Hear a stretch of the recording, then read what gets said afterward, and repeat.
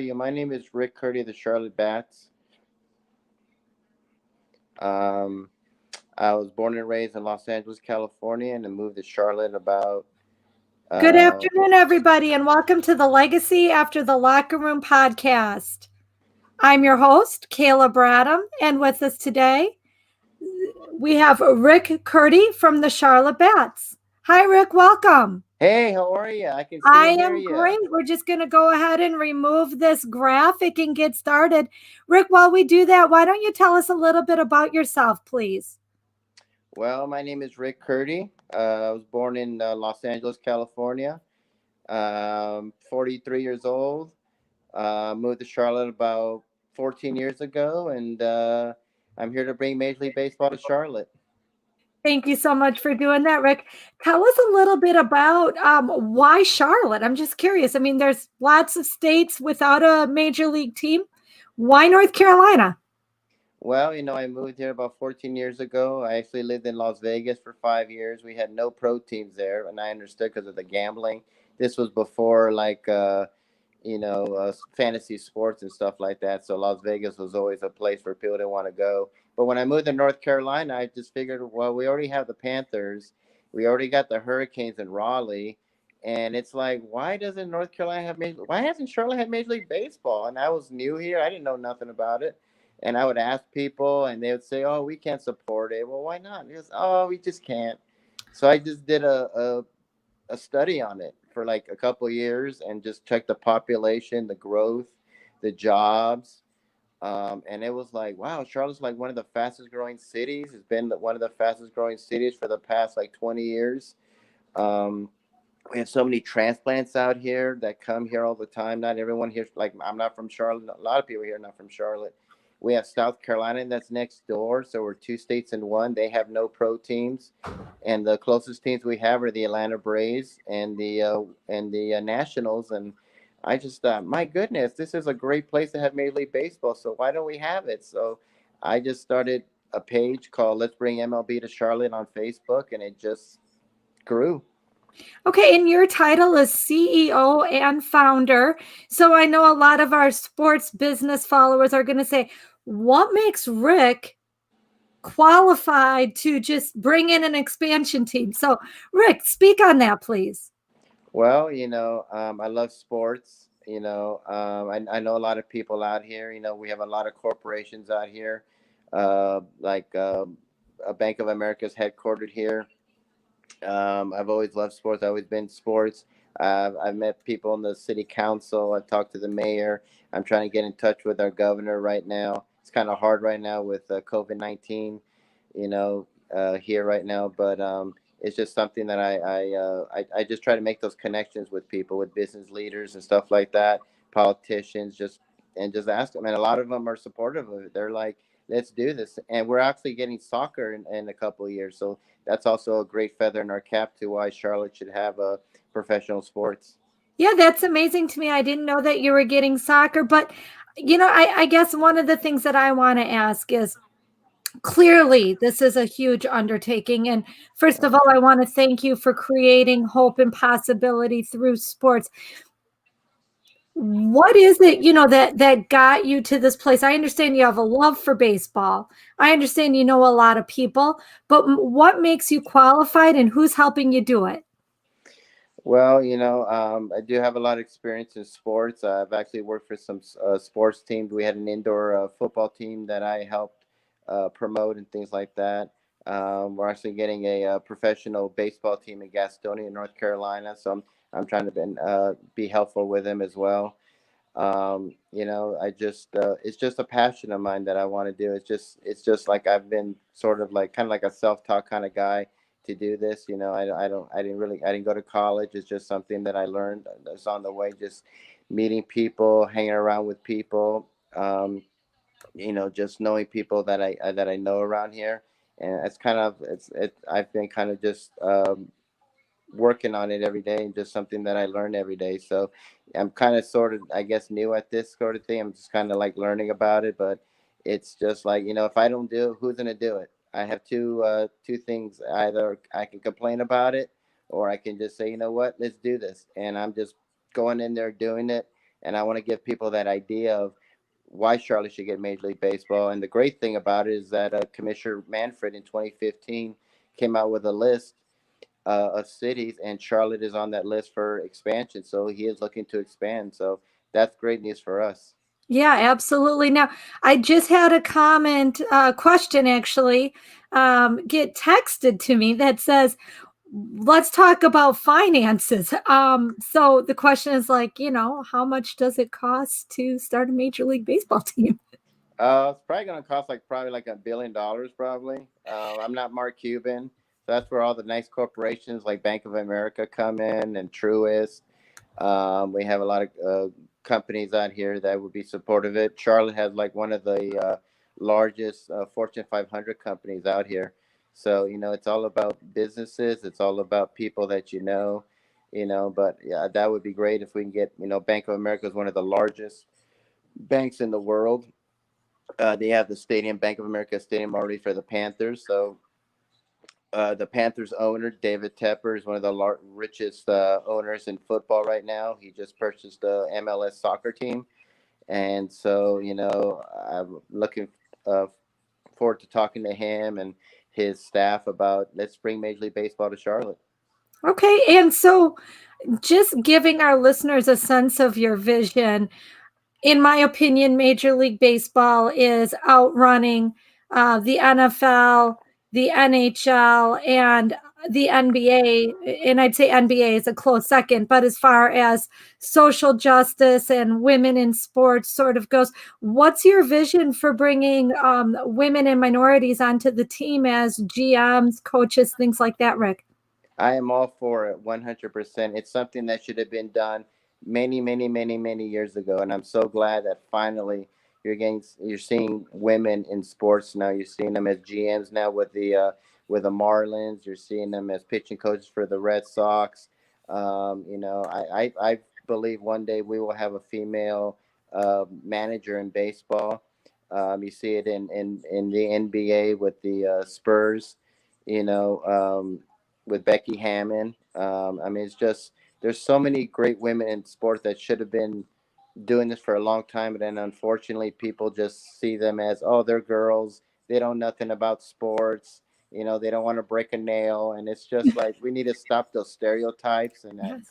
that it's just the dumbness. And we need to. There are a lot of great women coaches, tons of them, and unfortunately, they get ignored because they're females because it's supposed to be a man's sport. No, it's a people's sport.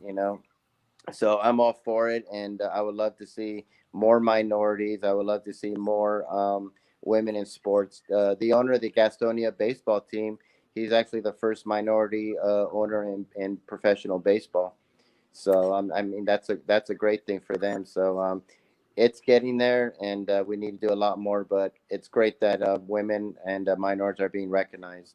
That's great. And so, speaking of minorities, as you know, Major League Baseball finally is giving due recognition to the athletes who played in the Negro Leagues, recognizing over 3,000 players.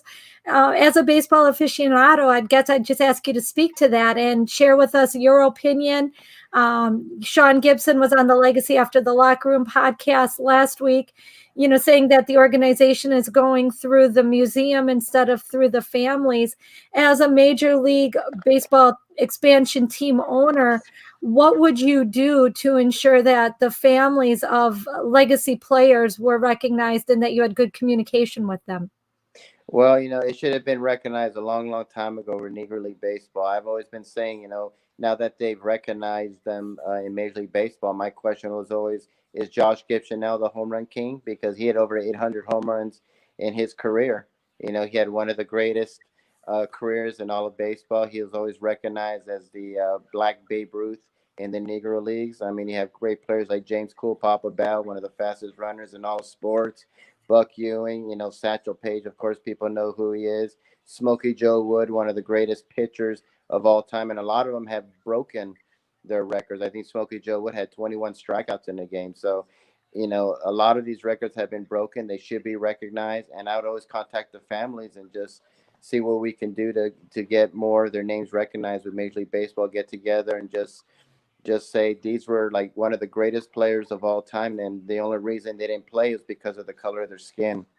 And that's just such a travesty on that. But I'd always my question always be to Major League Baseball. So now is Josh Gibson now the all-time home run king because he had over 800 home runs and one of the greatest uh, hitters of all time and home run hitters of all time, and that would be my question with him. So I'm glad that it's happening. It's going to be very very interesting to see where they're placed.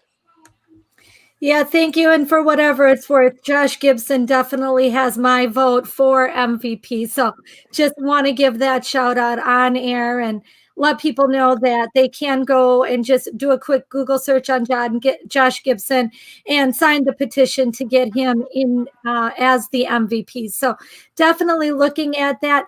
Rick, as far as people who are helping you to actually get this expansion team in North Carolina for Major League Baseball up and running, who are the people that you need to shout out and what are they doing to help?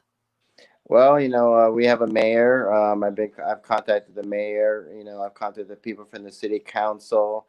What's so great about what we're doing is that there's no politics involved in it. I've met so many people from left or right or whatever, and they're all in for it. I've talked to some state senators about it. My goal is to talk to the governor, Governor Roy Cooper, who's a massive, massive sports fan. My goal is to talk to him. I've talked to some people on his staff. Things were really moving forward ahead, and unfortunately, COVID came, and that kind of like had to suspend some things because right now we're having a like every other state we've had it so bad in our state right now, and hospitalizations have gone up and deaths have gone up, unfortunately. So right now things are kind of like on the back burner until we get a handle on COVID. But those are the people that I have been speaking to. Okay. And when can fans expect to see news that this is a done deal? It's a sure thing. It's more than in the works, it's there. What are you looking at as far as the timeline, Rick? Well, it depends all when Commissioner Manfred wants to expand. There's always been rumors about, Tampa Bay, if they're going to stay. I know their lease runs out like in 2027. And there's always been rumors. Are they going to stay in Tampa? Are they going to stay in St. Petersburg? There's always been rumors that they're going to move to Montreal. So, I look at this like maybe like in 5 to 7 years, probably sooner than that. But the great thing is that the commissioner does want to expand. He'll expand by two. I have a feeling Montreal will come back, and hopefully Charlotte will be in there. But we have great cities that we're competing with Portland, Vancouver, Nashville's on that list as well. So I mean, it's those are all great cities, but I think we're the best, of course, because and the reason why is because we have South Carolina next door, so we're like two states in one, and they don't have professional sports, so we can get the people from South Carolina to come out here, and just like they come for the Panthers and they come for the Hornets, so. And we need more teams in the South. The only true really team we have is like the Braves, Texas, and to me and Florida are kind of like their own state, but it'll be great to see more baseball in the South, and I know a lot of people here from New York that love to see their Yankees here, or I love to see the Dodgers here, and it's going to happen sooner than later. I love it. I love the optimism, the positivity. We have about a minute or two left of this very short podcast. Hope and possibility to sort of introduce Rick Curti and the work he's doing to bring Major League Baseball to Charlotte. Rick, is there anybody that you want to say hi to, shout out, or thank? I just want to say thank you to the Charlotte Business Group. It's a group of people, business owners that I've been in contact with. They've been really, really supportive. I know the founder has been very, very supportive of what we do and saying that if there's anything you need, let us know. And probably to our governor, Governor Roy Cooper. He just won re-election. Like I said, he's a huge sports fan, and hopefully we can get in touch with him and his staff and give him my plan about governor. We could bring billions of dollars to our state, and we're already our economy is great, the jobs are great, but we can bring more. Let's bring Major League Baseball to Charlotte because it will bring billions of dollars and it'll bring recognition and hopefully bring a World Series to Charlotte. And speaking of bringing the World Series to Charlotte, let's switch gears for just a second. Talk about the Super Bowl coming up in Tampa. For our listeners who are watching live right now, there's about 12 minutes left in the third quarter. Scores tied up 13 all. Who you taking, Rick? Buccaneers or Saints? I'm gonna go with the Buccaneers. The only reason why I think it's hard for the Saints to beat the Buccaneers 3 times, and it's Tom Brady. I love Drew Brees. He's so great, but Tom Brady, he's just man's 43 years old and doing what he's doing is amazing. You know, I'm like a year older than him, and if I get out of bed and my back doesn't hurt, I'm happy. So he's like the fountain of youth. I don't know how he does it, and I love Brees, but I mean Brady is probably the greatest quarterback that ever lived. And also it's just hard. I just can't see anyone beating Tom Brady for the third time. So I like the Buccaneers in this, probably by a field goal. It's gonna be a close game. It already is a close game. It definitely is a close game. Um, as we sort of close out, I first of all want to thank you for coming on to the Hope and Possibility podcast, where we get to share with our listeners people who are using sports and sports business to create hope and possibility. As we do that, I just want to ask you, Rick, your advice for people who want to go into sports business. If you were putting together a toolbox of skills, so to speak, what skills would people need to be able to do what you're doing? I would just tell people just to get in contact with people, follow people. When you hear something in sports that's coming to their city, get involved in it. You know, that's what I do. I just kind of like just jump in there and just want to help out as much as possible. Just go around, talk to your city councils or talk to your mayors, talk to your governor. Take some classes and go to college and learn how. Probably take a course on it and just read everything you can about it. One of the things I love to do is I love to read about inspirational stories about people, how they got started. Sort of like Walt Disney. I'm like, how did Walt Disney do what he did? And I always tell people to just look at biographies and read about how did these people do it, because they came from nothing. A lot of them, they didn't know anybody, they didn't have money, but they had that drive and they had that passion, and they had just had that vision of what they wanted to do. And mine just came in a dream. I just had a dream that I just saw a Major League Baseball team coming to Charlotte, and I just thought Charlotte Bats, that sounds like a cool name, so why not? Field of Dreams, huh? Field of Dreams. If you build it, they will come. Absolutely. I love it. Rick, we are out of time. I want to say thank you so much once again for being our guest. If our listeners want to follow you on social media or get a hold of you, how can they do that, Rick? We have a website at www.charlottebats.com. We're also on Facebook at Charlotte MLB. We're also on there at Charlotte Bats Baseball. We're also on Instagram at Charlotte Bats. We're on Twitter at Charlotte Bats Baseball. And we're also, our email address is cltbatsbaseball@gmail.com. And I'm also on LinkedIn under Rick Curti. You can contact me any of those sites, any of those pages. We have a petition. If you have any questions, email me and I'll get back to you as fast as I can. Rick, thank you so much. My name is Kayla Bradham, here with our guest today, Rick Curti, founder and CEO of the Charlotte Bats, creating hope and possibility through sports. Thank you, Rick.